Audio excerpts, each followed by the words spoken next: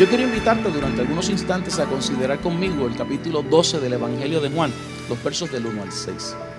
Juan 12, los versos del 1 al 6. Y lo vamos a hacer rápido. Yo lo que quiero es, mientras trabajo el texto, poder dar de forma modesta algunas pistas hermenéuticas y algunas claves que me parece que son importantes para que luego, cuando salgas de este lugar, puedas encontrarte con la capacidad o con un poquito más de facilidad, es la frase correcta, de entrar a esos textos y compartirlos con tu pueblo, compartirlos con tu iglesia.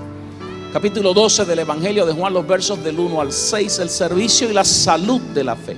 Pastor Pablo nos decía que hay unas limitaciones que nosotros mismos nos ponemos, nos autoimponemos y que hay que echarlas a un lado. Y él mencionaba algunas utilizando el contexto del libro de Levítico. Yo quiero utilizar el Evangelio de Juan para poder hablar de las que yo veo en Marta. Porque Marta es un testimonio de un milagro vivo que puede pasar de ser un estorbo y un dolor de cabeza con ella misma y con su fe, a ser un milagro y un testimonio poderoso para la vida del creyente. Juan 12, los versos del 1 al 6, dice: 6 días antes de la Pascua vino Jesús a Betania, donde estaba Lázaro, el que había estado muerto y a quien había resucitado de los muertos. Y le hicieron allí una cena. Marta servía y Lázaro era uno de los que estaban sentados a la mesa con él. Entonces María tomó una libra de perfume de nardo puro de mucho precio y ungió los pies de Jesús y los enjugó con sus cabellos, y la casa se llenó del olor de su perfume. Y dijo uno de sus discípulos, Judas Iscariotes, hijo de Simón, el que le había de entregar: ¿por qué no fue este perfume vendido por 300 denarios y dado a los pobres? Pero dijo esto no porque se cuidara de los pobres, sino porque era ladrón y teniendo la bolsa sustraía de lo que se echaba en ella. Yo no sé si usted se ha dado cuenta de que en este pasaje Marta está haciendo lo que casi siempre hace en la Biblia. Ella está sirviendo. Lo único que en este pasaje, a diferencia de otros pasajes en la Biblia donde le hemos visto sirviendo, hay una palabra que no está presente. Cuando yo voy a Lucas 10 y verso 38, Marta está sirviendo, pero está sirviendo con afán. Pero cuando voy al Evangelio de Juan, al capítulo 12, veo que ella está sirviendo, pero no se dice que está afanada. Y la pregunta que uno se hace es: ¿cómo ha podido resolver que servir es una necesidad, que se hace bien, que es parte del plan de Dios y que uno lo puede disfrutar y hacerlo sin afán? Me parece que las pistas las vamos a encontrar diseminadas en la palabra, pero yo pretendo poner a Marta en un tribunal y hacerle un juicio, para poder evaluar frente a este tribunal una serie de cosas que me parece que son importantes. 3 aspectos de la vida de la Marta que se afana, que no le permiten a ella tener una fe saludable. 3 aspectos de su vida que no le permiten tener una fe saludable. Estos 3 aspectos los vamos a ver en el capítulo anterior, en el capítulo 11 de Juan. Y a mí me parece que para poder enmarcar bien lo que voy a decir, hay que usar una frase que escribió J.I. Packer hace unos años atrás. Él decía: a mí me preguntaron los otros días qué es la verdad, y yo resolví contestar que la verdad es la realidad que Dios ve y como Él la ve. Eso es. ¿Qué es la verdad? La realidad que Dios ve y como Él la ve. Cuando usted y yo vamos a resolver problemas que tienen que ver con la salud de nuestra fe, hay que ir a preguntarle a Dios. Y las mejores respuestas están en la palabra santa. Y esa palabra nos va a dar la oportunidad de encontrar alternativas, no solamente para el diagnóstico, sino también para las soluciones y la medicina que hay que ponerle a ese diagnóstico. Yo necesito saber las opiniones de Jesús. Jesús en el capítulo 11 de Juan opina sobre todo. Él opina sobre Lázaro. Él dice: Lázaro está enfermo, pero esa enfermedad es para que el Hijo de Dios sea glorificado. Jesús opina sobre la muerte de Lázaro. Él está muerto y yo tengo que ir a levantarle. Él sabe que Lázaro ha muerto. Él no vive de espaldas a la realidad. Pero él sabe que la realidad que Marta y María ven es distinta a la realidad que él ve, y tiene que insertarse allí dentro. Ahora, cuando yo voy donde Marta en el capítulo 11, y ahí me gustaría que buscara los versos del 20 al 27, Juan 11 del 20 al 27, me puedo encontrar que el problema de Marta no es un problema de teología. Los versos del 20 al 27 de Juan 11 dicen que la teología de Marta es correcta. Vamos a mirarlo. Entonces Marta, cuando oyó que Jesús venía, salió a encontrarle, pero María se quedó en casa. Y Marta dijo a Jesús: Señor, si hubieses estado aquí, mi hermano no habría muerto. Ella declara que Jesús es el Señor. Los discípulos no lo han dicho todavía para este entonces. Su teología es correcta, ella sabe que Jesús es el Señor. Ahora, Jesús le dice: mas también sé ahora que todo lo que pidas a Dios, Dios te lo dará. Jesús le dijo: tu hermano resucitará. Marta le dijo: yo sé que resucitará en la resurrección. Su teología es correcta, ella cree en la resurrección de los muertos. Ella cree en la resurrección de los muertos. Pero cuando yo veo el diálogo que hay entre ella y Jesús, me encuentro que hay unas fisuras en su fe. Primer dolor de cabeza que no le permite que su fe sea saludable. Ella no puede contextualizar su fe. No puede contextualizar su fe. Los versos del 22 al 23 nos van a dar ese evento. Pues Jesús está allí para hacer un milagro y ella piensa que el milagro es para el futuro. Y el Señor no le está hablando de un milagro apocalíptico ni escatológico. Le está hablando de una presencia que lo visita ahora. Una fe que no puede contextualizar. Es una fe que no puede entender que el Señor está entre nosotros hoy para bendecirnos hoy. Yo predico que Cristo viene.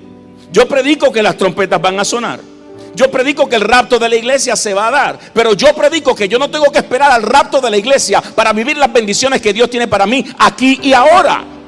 Dos, ella desaprovecha las oportunidades. Cuando Jesús le dice: yo soy la resurrección y la vida, ¿sabe lo que hace? Se va a buscar a María. Ella no aprovecha esa oportunidad. Y el tercer elemento con el que tenemos que trabajar para la salud de su fe es que ella racionaliza mucho y tiene dificultades para obedecer. Marque el verso 39, que en un momento dado vamos a tener que aterrizar allí. Es importante que usted entienda esto.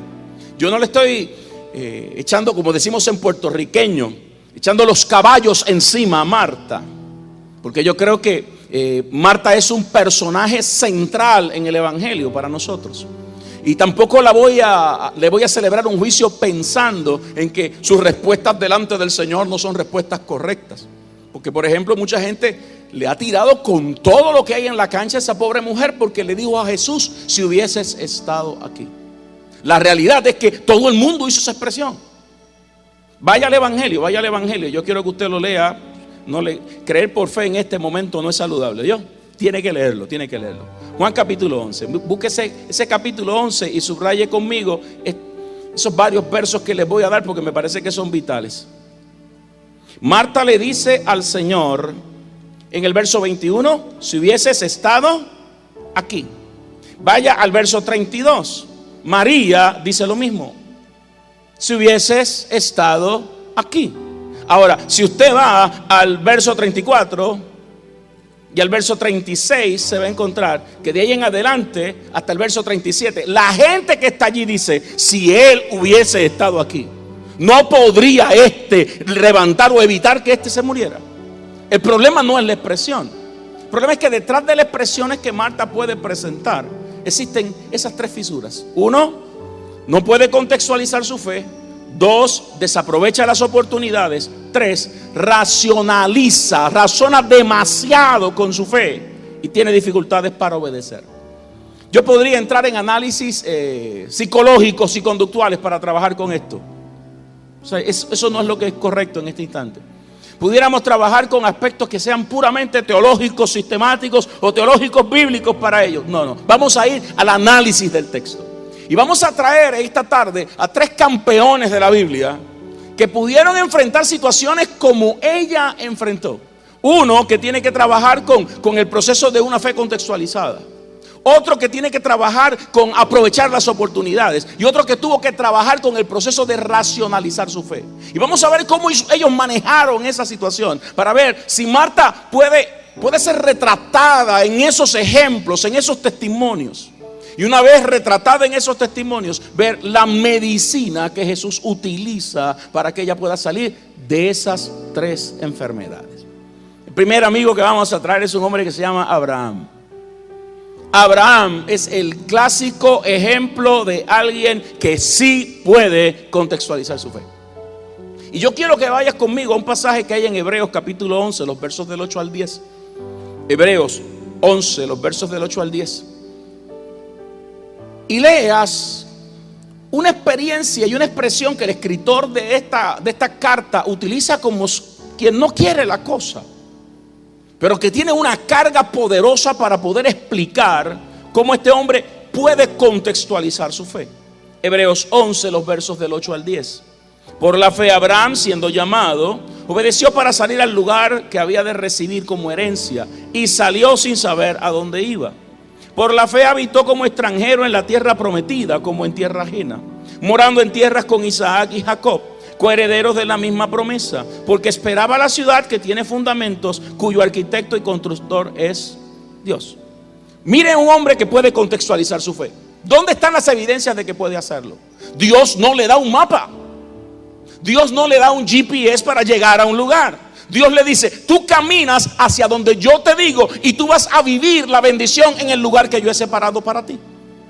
¿Qué hace en el camino? Constantemente está viviendo como que es dueño en un lugar donde él es extranjero. Y no se siente forastero en ningún lugar. Donde quiera que aparece, presenta un altar. Presentar un altar es decir, aquí yo voy a adorar porque este es mi lugar. Cuando llega a la tierra prometida, los cananeos no están con los brazos abiertos para recibirle. Los amigos del litoral no lo reciben con aplausos diciendo, aquí llegó aquel que Dios dijo que venía a poseer esta tierra. De hecho, tiene que pelear en varias ocasiones para poder agenciarse su lugar. Pero eso le impide seguir creyéndole a Dios. Creer que las bendiciones las tiene que esperar para el futuro, o se agencia bendición tras bendición tras bendición, porque él cree que el Dios que le llamó es fiel para estar conmigo todos los días hasta el fin de las cosas. Cuando Abraham se encuentra con un vientre estéril, ¿sabe lo que piensa? Ese es un buen escenario para que Dios produzca fertilidad. Cuando Abraham choca con un momento en que hay que ofrecer un hijo, ¿sabe lo que dice? Ese es un buen escenario para levantar las manos y adorar a Dios. Génesis 22 verso 5 dice, el hijo y yo iremos, adoraremos y volveremos. No hay luchas acá arriba que puedan apagar su fe. No hay conflictos en los que pueda él poner en duda si su fe está bien centrada y lo ha llevado al lugar donde él tiene que estar. Una fe contextualizada cree que aquí y ahora Dios está desatando milagros. No que los va a desatar, los está desatando y es para la gloria suya. Ahora, eso me obliga a presentar una primera verdad central. La verdad central número 1, la fe contextualizada, tiene que ver con la actitud. Tiene que ver con la actitud, tomando prestadas palabras del pastor Pablo. Este es tu peor enemigo. Este es mi peor enemigo. Mire, cuando Abraham se vio en situaciones donde su actitud podía ponerle en juego su fe, ¿sabe lo que hizo? Empezó a deshacerse de aquellas cosas que le cambiaban la actitud. Capítulo 13 del libro de Génesis. Dios le dice a Abraham, alza ahora tus ojos y mira desde el lugar donde estás hacia el norte y el sur, y al oriente y al occidente, porque toda la tierra que ves la daré a ti y a tu descendencia para siempre. ¿Dice eso su Biblia? ¿Cuántos tienen eso en su Biblia? Levante su mano si usted tiene eso en su Biblia. ¿Cómo empieza el verso 14 del capítulo 13? Jehová dijo a Abraham, después que Lot se apartó de él. ¿Cuándo le confirma Dios la promesa a Abraham? Después de hacer una cirugía que le estaba minando la capacidad de mantenerse firme en la actitud que Dios había desarrollado para él. ¿Entiende esto? Mire, Lot no es necesariamente una persona. Lot puede ser un esquema de pensamientos. Lot es ese tipo de persona que si usted va al verso 13, verso 10 del capítulo 13, verso 10 del capítulo 13, Lot es el esquema que hace ver a Sodoma y a Gomorra como si fuese el jardín del Edén. Léalo. Y alzó Lot sus ojos y vio toda la llanura del Jordán, que toda ella era de riego, como el huerto de Jehová, como la tierra de Egipto en la dirección de Zoar. Lo que está viendo es Sodoma y Gomorra. Y él ve Sodoma y Gomorra como si fuese el huerto del Edén. Ese esquema de pensamiento. Un esquema de pensamiento que te dice a ti, ese es el plan de Dios porque se ve lindo. Cuando tu fe contextualizada te dice, no tiene que verse bonito para que sea el plan de Dios. El edificio no tenía que estar lindo, hermana. El almacén no tenía que verse bonito. lo que tenía que ser era formar parte de la estructura y del esquema de Dios. Yo lo creo, yo lo recibo, lo transformamos para la gloria de Dios. Pero si Abraham no sale de Lot, que es ese esquema que lo único que sabe hacer es dar problemas y crear conflictos, Abraham no puede recibir su bendición. Una fe contextualizada saca a un lado, echa a un lado cualquier cosa que pueda poner en riesgo mi actitud y mi capacidad para creerle a Dios. Yo le decía a una de las jóvenes de nuestra iglesia hace unos años atrás, Pastor Satirio la conoce muy bien, la pastora Rebeca. Dios nos da a nosotros un marco en el cual nosotros podemos operar. Es como las demarcaciones que hay en una cancha de fútbol. Y aprovecho para felicitar a Cúcuta. Empataron. Amén. Trajo bendición hasta para eso el pastor.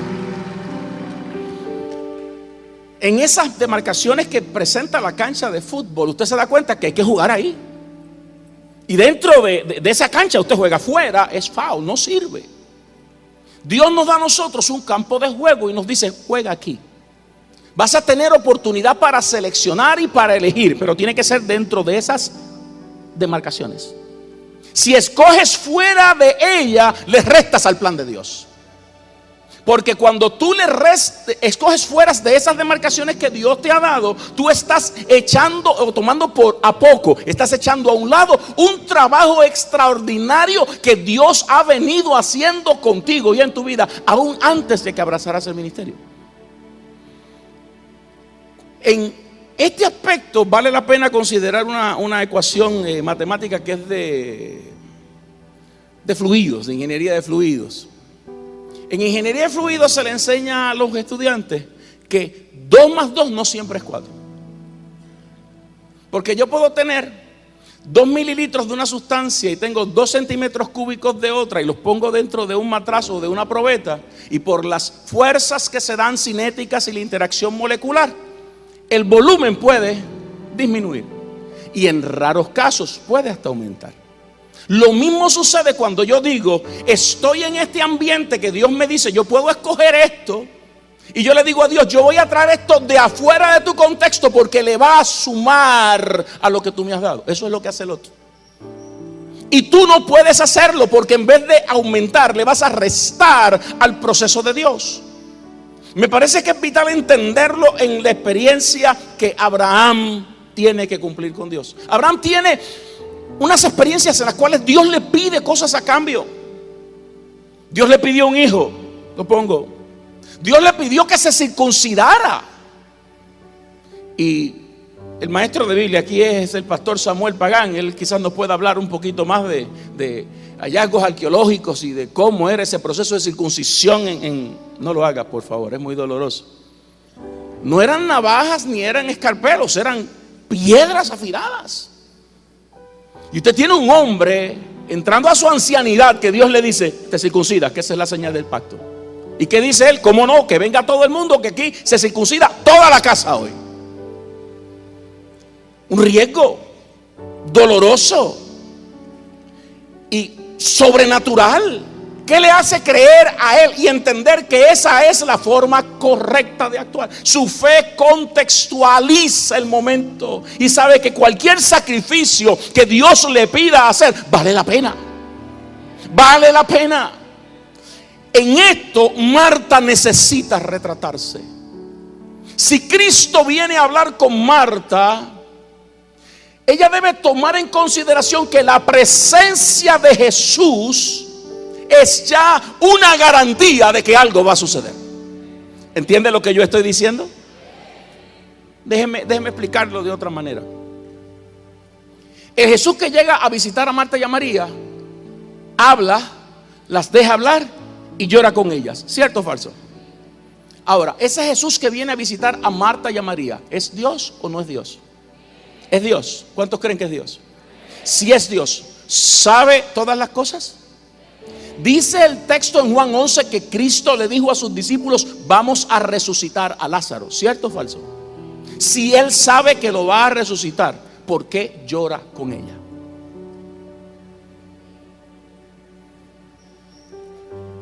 En el ambiente conductual le llamamos a eso empatía. Ahora, llévelo a su contexto. ¿Necesita Cristo llorar conmigo? Wow. ¿Dónde está Cristo cuando yo estoy llorando? Llorando al lado mío. Aunque tenga en la derecha la alternativa para poder solucionar el problema. Porque sabe dónde está la solución, sabe que tiene la resurrección en las manos, sabe que va a hablarle a la tumba y Lázaro se va a levantar. Pero para que esa fe sea sólida, es capaz de decirle: tú no lloras solo, yo estoy aquí. Tampoco ríes solo, yo estoy aquí. ¿Sabe dónde está el dolor de cabeza? Que Marta conoce eso de Jesús porque le ha servido todos los días. Durante 3 años y medio le ha tenido en la casa y no ha podido aprender a conocer íntimamente que la mera presencia de Dios en su casa, en Cristo Jesús, es garantía de que algo va a pasar. Marta no puede contextualizar su fe. Una verdad central, adicional, que debemos presentar es que una fe contextualizada necesita que yo cambie mi relación con los Lot que están acá arriba.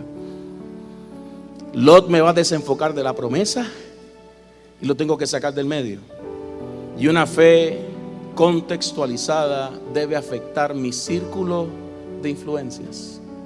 En una fe contextualizada, Abraham tiene que pasar por confrontaciones poderosas. Un día hay hambre en Betel y él decide irse a Egipto porque hay hambre en la tierra que Dios le dio. ¿Y sabe lo que aprendió por haber hecho lo incorrecto? Que usted no tiene derecho a desobedecer a Dios. Y usted no tiene derecho a meter a su familia en Egipto. Metió a Sara en Egipto y por poco le cuesta la dignidad a Sara y la vida a él. Pero más serio aún, por meter a su familia en Egipto desobedeciendo a Dios, se trajo consigo a una muchacha llamada Agar, que es egipcia. Y desde ese momento llevamos más de 3000 años confrontando problemas en la tierra. Entiende que lo que acabo de decir es que si usted, por no contextualizar su fe, desobedece a Dios, los resultados lo pueden seguir por muchas generaciones.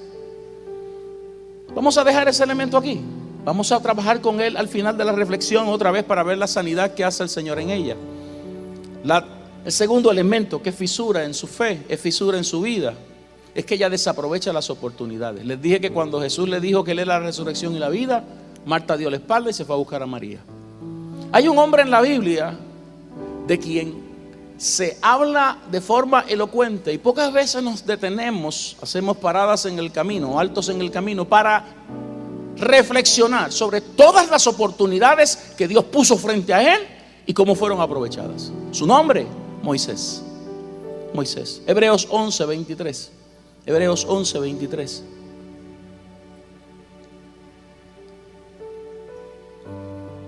Por la fe, Moisés cuando nació fue escondido por sus padres por 3 meses porque le vieron, subraye, niño hermoso. Hebreos 11:23. Por la fe, Moisés cuando nació fue escondido por sus padres por 3 meses porque le vieron niño hermoso y no temieron el decreto del rey.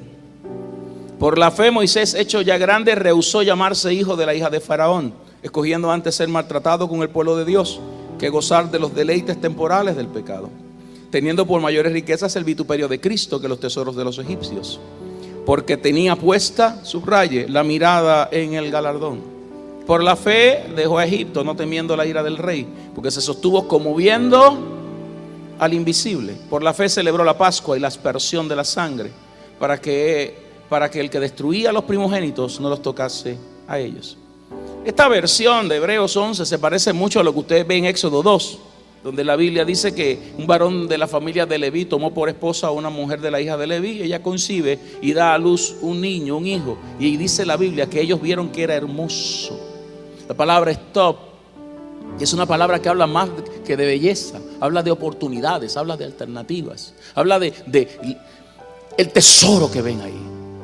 Y es importante entenderlo porque cuando usted lee ese pasaje tipo hispano, en español básico, a usted da la impresión de que es un pleonasmo, es una repetición innecesaria, porque ¿qué padre no encuentra hermosos sus hijos? O sea que tiene que haber algo más detrás de esta frase. Piense usted en los padres de Moisés, viendo algo en el rostro de ese muchacho que les hace pensar en su corazón que este chico es distinto y algo debe tener Dios con él. ¿Qué hago al respecto? ¿Desaprovecho la oportunidad? Aprovecho la oportunidad y la hago mía. ¿Cómo lo hago? Usted sabe lo que es tener un niño de 3 meses escondido, durante 3 meses escondido, evitando o tratando de evitar que la gente en el barrio se entere que tienes un muchacho escondido. Algún enemigo debe haber tenido de gratis el papá de Moisés o la mamá de Moisés, que es capaz de decirle a las autoridades: ahí tienen uno escondido, el mío me lo mataron, ¿por qué el de ese no lo matan? Hay 2 hermanos pequeños en el proceso, Aarón y María. ¿Cómo yo hablo con Aarón y con María para que no le digan a nadie que hay un niño escondido en la casa? La Biblia no habla de ninguna de estas cosas, pero utilizando una frase del hermano Pablo, del pastor Pablo, imagínelo. Son dolores de cabeza, trabajos y operaciones en las cuales usted tiene que entrar para entender cómo se aprovecha una oportunidad. Ahora, cuando llega el momento de aprovechar las oportunidades, y usted sigue leyendo el texto del capítulo 2 de Éxodo, lo puedo hacer un poquito más tarde, se va a encontrar que la singularidad que envuelve la vida, el rostro y la revelación de Dios sobre Moisés predica que esta mujer sea capaz no de tirarlo en un río, en una canasta calafateada como nos han querido hacer ver en algunas películas. El texto hebreo dice que lo puso a la orilla de unos juncos y buscó la hora precisa en que la hija de Faraón saliera a sus baños, y puso a María en una esquina a ser coordinadora del proceso, y ella se ofreció para poder ser la matrona del proceso de ese niño. Todo está calculado: la hora, el momento, el lugar, con la gente, el propósito, el deseo. Mi hijo ha nacido esclavo. Mi hijo ha nacido con una marca sobre su frente que dice que lo que le espera es la muerte, sirviendo de rehén en los brazos de un imperio. Pero yo he visto en él oportunidades. He visto en él un rostro hermoso, y yo no voy a desaprovechar esa oportunidad. Yo voy a hacer mis sacrificios, y voy a trabajar con lo que tengo que trabajar, y voy a coordinar su futuro, y voy a trabajar a favor de esa oportunidad de Dios para que la hija de Faraón lo desarrolle en el palacio, y allí en el palacio, como un príncipe, aleluya, venga con mano firme y nos saque de la esclavitud y nos ponga en lugares espaciosos con la mano de Dios. Entonces dice: esos son cuentos buenos de la Biblia. Agárrese bien de la silla. Yo vengo de Puerto Rico a Panamá ayer. Al lado mío viene un muchacho que se llama Emilio Marroquín, colombiano, de Medellín. Me dice: pastor, Dios te bendiga. Le contesto: no sé quién me habla. Y me dice: yo pertenezco a la iglesia tal en Puerto Rico. Qué bueno que viene en este avión. ¿Quién eres? Me llamo Emilio. ¿Qué haces? Voy de regreso a mi país. Voy a hacer unas cosas. ¿Desde cuándo eres creyente? Desde muy chico, desde muy chico. Mi casa, mi padre y mi madre tuvieron 14 muchachos, yo soy el más pequeño. Y la condición de mi casa era paupérrima. Poco o nada para comer. Pero ¿sabe algo? De muy niño encontré unos aleluyas que alborotaban mucho. Y me llamó la atención los aleluyas y las panderetas y las guitarras, y decidí entrar allí. Me han azotado en mi casa y me tildaron hasta de ateo en muchas ocasiones porque dejé de ir a misa. Papá no entendía eso. Yo era el único que estaba haciendo eso. Como a los 15, 16 años de edad, yendo a la iglesia todo el tiempo, y buscando todos los dolores de cabeza que me podía conseguir, en casa de mis padres. Un hermano de la congregación me dijo: te voy a regalar estas 2 zapatillas. Nosotros en puertorriqueño le decimos tenis, son zapatillas de correr, para que corras, porque me parece que tienes cuerpo de atleta. Y yo empecé a correr, y a correr, y corría para la iglesia, y corría para la escuela, y corría para las cosas en las que yo podía ganarme algunos reales aquí y allá. Y un día en el pueblo donde estoy, en Medellín, anunciaron que iba a haber una maratón donde le iban a dar 7 pesos y un pollo al que ganara. Y yo me acordé que esa tarde, la tarde del día anterior, mi padre le había dicho a todos: ustedes son 14 y ninguno me ha invitado a un almuerzo jamás. Y yo, pensando en el pollo para invitar a papá a un almuerzo, me fui a correr y gané. Y me llevé los 7 pesos y el pollo. Está retratado para la posteridad. Pero ¿sabe algo? Yo no sabía para qué yo tenía que seguir corriendo, porque a mí no me gustaba correr, pero había algo dentro en mi corazón que me decía: a las 5 de la mañana te levantas, te pones las zapatillas y corre. Y empecé a correr 3,000 y 5,000 y 10,000 con zapatillas de 1,500 metros. Son otra cosa, no se puede correr con ellas. Y en una de esas carreras apareció una persona de una universidad de Puerto Rico y me dijo: ¿te gustaría estudiar en Puerto Rico? Y yo le dije: ¿qué hay que hacer? Pues te voy a enviar la documentación y te vamos a esperar en Puerto Rico. Y me llevaron a Puerto Rico y corrí por esta universidad por los pasados 4 años. Y el año pasado mi universidad ganó las competencias de atletismo de toda la isla por mi disciplina. Establecí récord para los 3,000 metros. Y esa universidad me está pagando la maestría.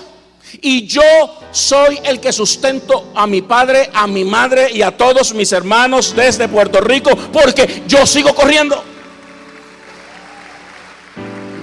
Dios me dijo que con estas zapatillas yo podría conquistar mi familia para el Señor. Todos le están sirviendo al Señor.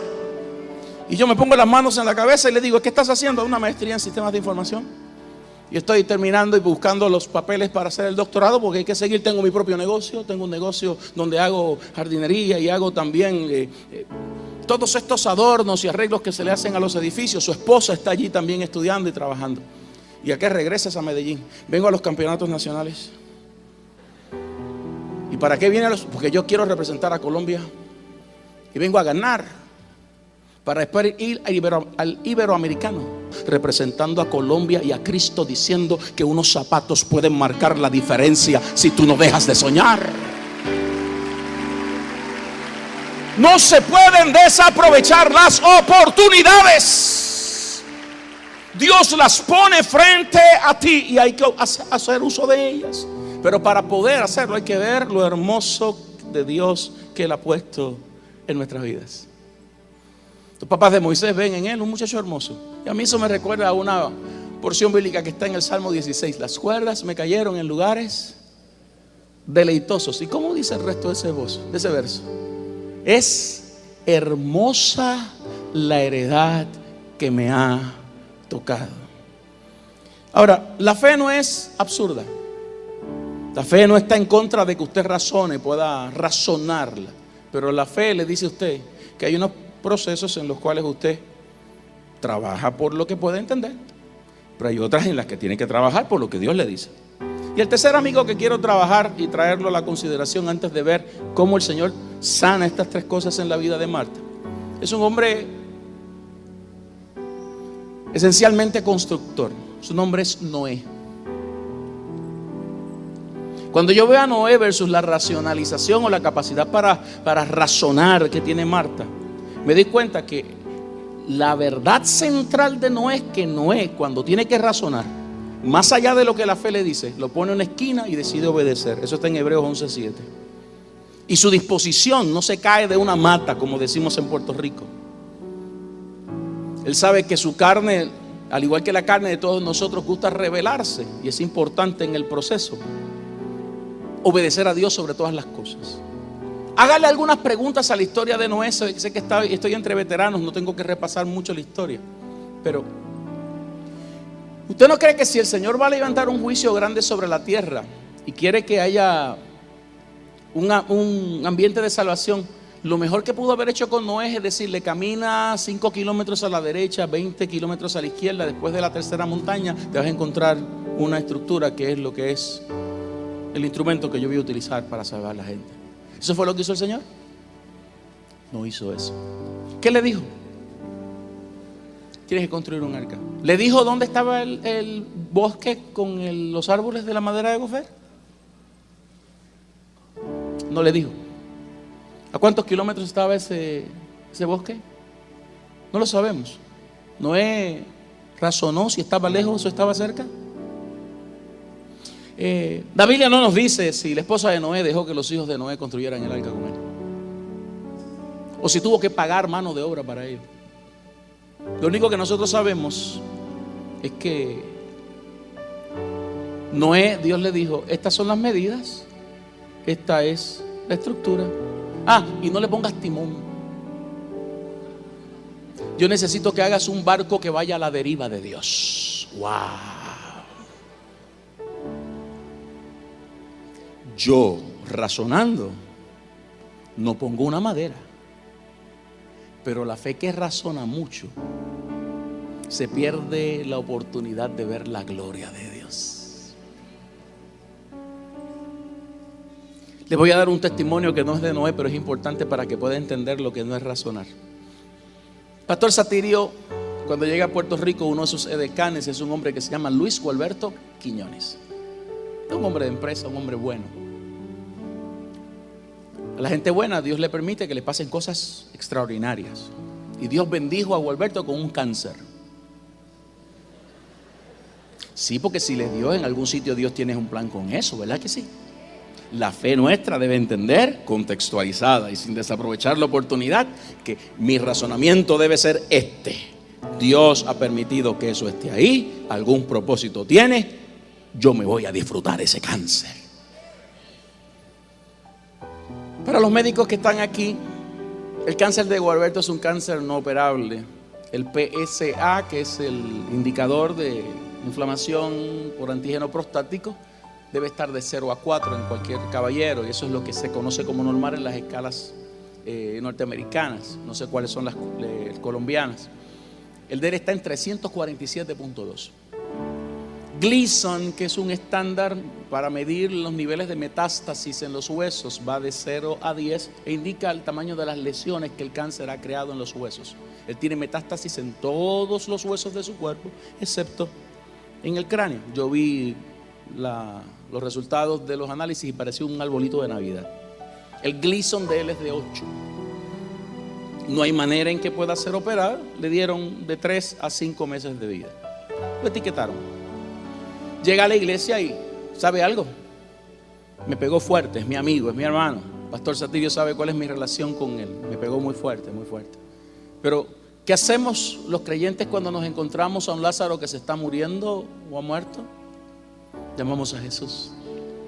Y cuando Jesús llega, aunque no haya hecho nada aún, su mera presencia es más que suficiente para creer que algo va a suceder.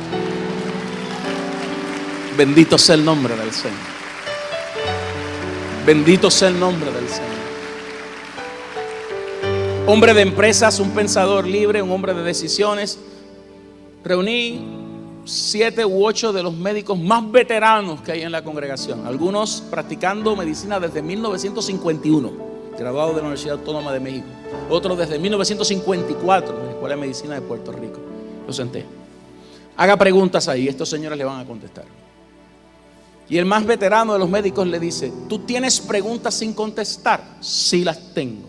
Pues tú debes ir a todos los lugares donde tú encuentres que te pueden responder esas preguntas. Porque lo peor que existe en esa enfermedad es tu cabeza, que empieza a crear fantasmas y gigantes donde no los hay y va a minar tu fe. Móntese en un avión, vaya a los mejores centros médicos del planeta y que ellos le contesten la pregunta, pero vaya contemplando lo que la fe le dice al corazón. Lo ungimos. Fue a tener a Houston, a un lugar que se llama MD Anderson. Y cristiano al fin, en lo que esperaba el lunes para llegar al hospital, le dio con entrar a la iglesia de Joel Austin En nuestra iglesia la gente le conoce. En la iglesia de Joel Osteen, que hay como 3 o 4 hermanos adorando a Dios. Hay 25,000 hermanos en cada servicio. Gualberto se puede perder. Pero tan pronto se sentó, la mamá de Joel Osteen bajó, le puso las manos sobre los hombros y le dijo: vengo a orar por usted porque yo también tuve cáncer. Cuando terminó el servicio le gustó esa cosa. Yo no sé si a usted le gusta esta cosa. Se quedó para el segundo servicio. Habíamos hablado con Marcos y Marcos lo manda a pasar al altar, le pone las manos sobre él y le dice: yo no sé a lo que viene porque yo sé que tú estás sano. Cuando sale de ese servicio decide entrar al servicio sanitario, al baño, y en el baño decide hacer número 1, orinar, y algo extraño ha pasado ahí. Se recogen 10 onzas, que son como 300 centímetros cúbicos, de un tejido pardo marrón que sale de su orina, en 2 oportunidades distintas. Después de eso no ha habido más este evento.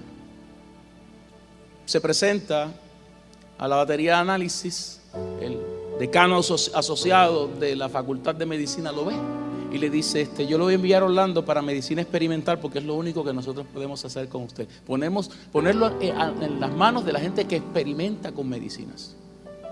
Y llamo: voy camino a Orlando, van a experimentar conmigo. ¿Experimentar de qué? La mano de Dios se puso sobre ese hombre. ¿Y sabe algo? Llegando a Cúcuta ayer, la llamada telefónica de él es que el PSA de él estaba en 1.6, dentro de lo normal. Todas las lesiones de los huesos o se han achicado o han empezado a reducirse. ¿Sabe algo? No ha perdido 1 libra de peso, ha aumentado 18 libras. No ha perdido un cabello de su cabeza, no tiene ni un síntoma, no le duele absolutamente nada. Y el hombre está, cuando le pusieron una cosa de esas raras que lo celebró comiendo chuletas rellenas en un restaurante colombiano que hay en Orlando que se llama Oh Qué Bueno. Tenía que ser colombiano, ¿verdad? Y se mudaron 52. Aplauda si va a aplaudir, pero para el Señor.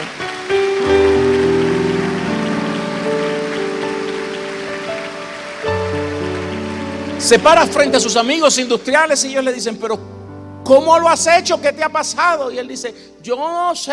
Mi razón me dijo a mí que los médicos me habían dado 3 meses de vida.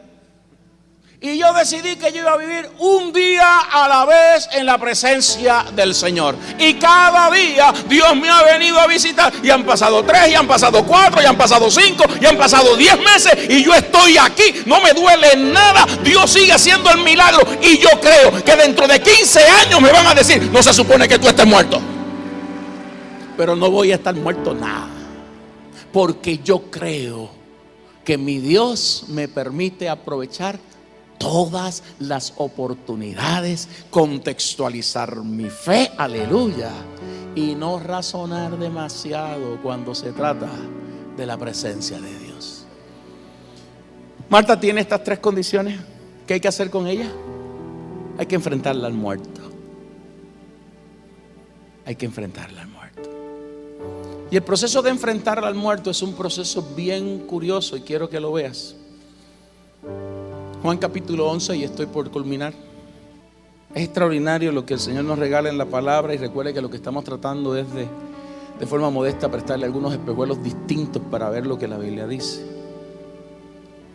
Estoy en el verso 28 y voy a leer por segmentos hasta el verso 40. Habiendo dicho esto, fue y llamó a María su hermana, diciéndole en secreto: el maestro está aquí y te llama. Ella, cuando lo oyó, se levantó deprisa y vino a él. Jesús todavía no había entrado en la aldea, sino que estaba en el lugar donde Marta le había encontrado. Entonces los judíos que estaban en casa con ella y la consolaban, cuando vieron que María se había levantado deprisa y había salido, la siguieron diciendo: va al sepulcro a llorar allí. María, cuando llegó a donde estaba Jesús, al verle, se postró a sus pies. Hay dolores que postran. Y si el dolor te va a postrar, el mejor lugar para postrarse es a los pies de Jesús. La gente que se postra a los pies de Jesús puede regresar luego a derramar perfume sobre los pies del Maestro. Jesús entonces, al verla llorando y a los judíos que la acompañaban también llorando, se estremeció en espíritu y se conmovió. Y dijo: ¿dónde le pusisteis? Le dijeron: Señor, ven y ve. Jesús lloró.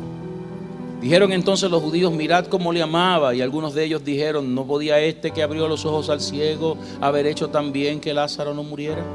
Jesús, profundamente conmovido. Esa es una frase que usted debe buscar en cuanto idioma le sea posible. Es una frase clave aquí dentro. Profundamente conmovido, otra vez vino al sepulcro. Era una cueva y tenía una piedra puesta encima.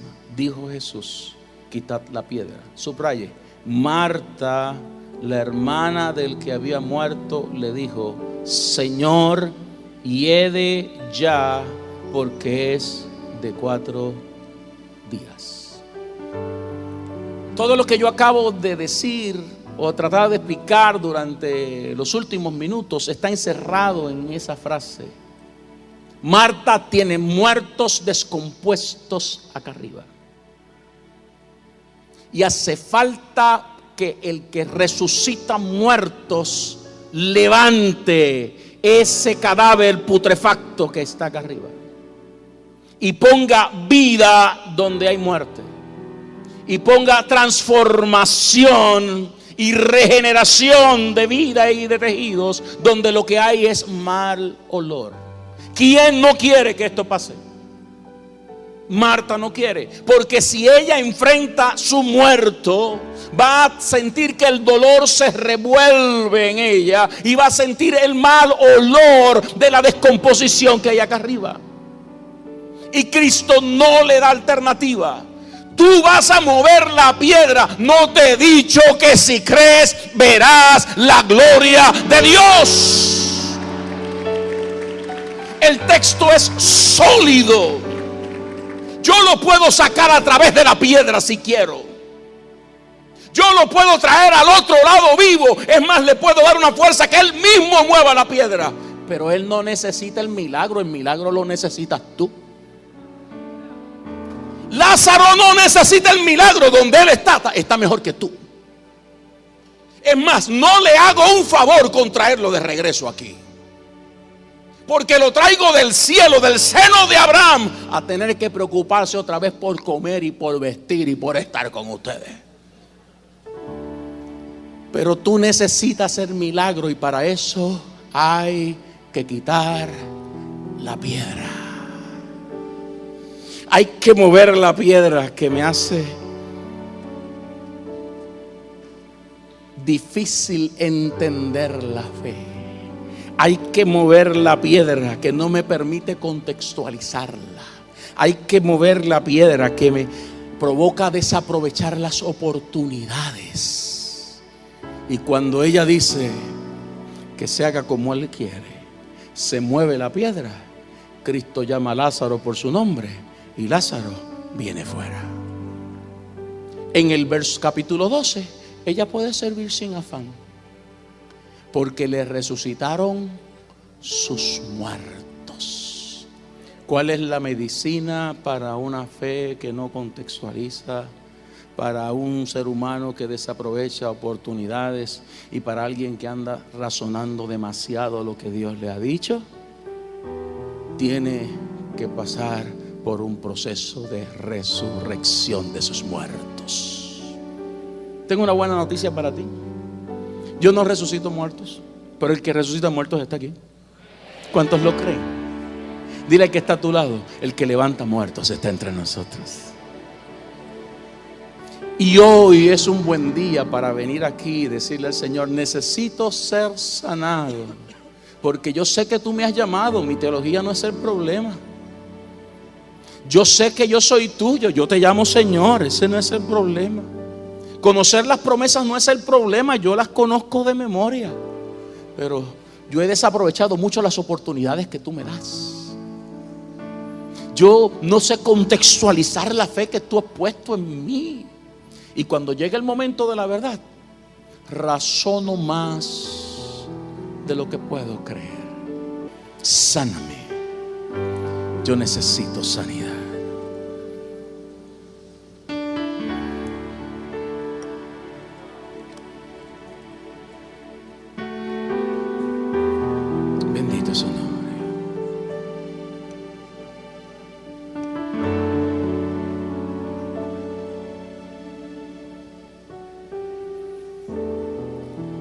Oh, bendito el nombre del Señor.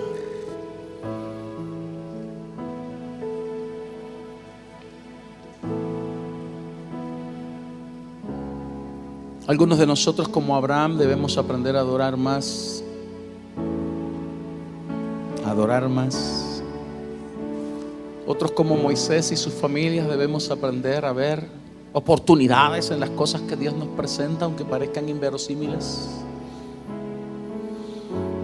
Otros tenemos que desmontarnos de esa costumbre de ser cabezones, creer que Dios todo lo tenga explicado y razonado para nosotros y podamos creerle a Dios.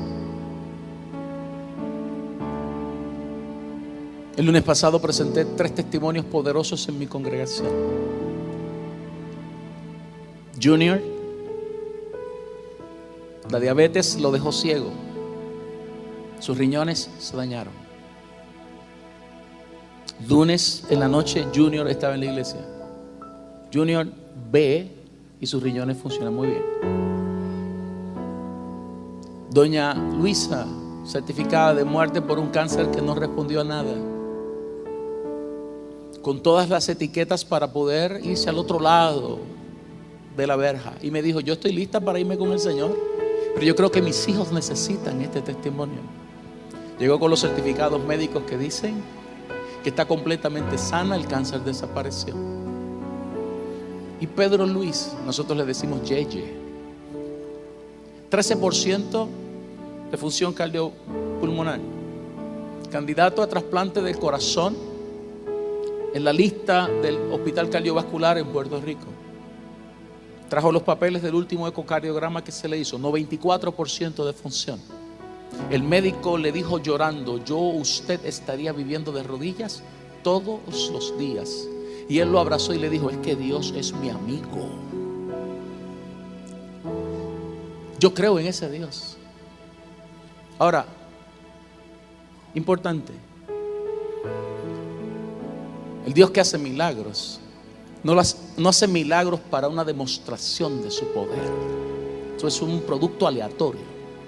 Hace milagros para que tú y yo podamos aprender lo que hay que aprender de Él, y para que tú y yo podamos desaprender lo que tenemos que desaprender, que está acá arriba.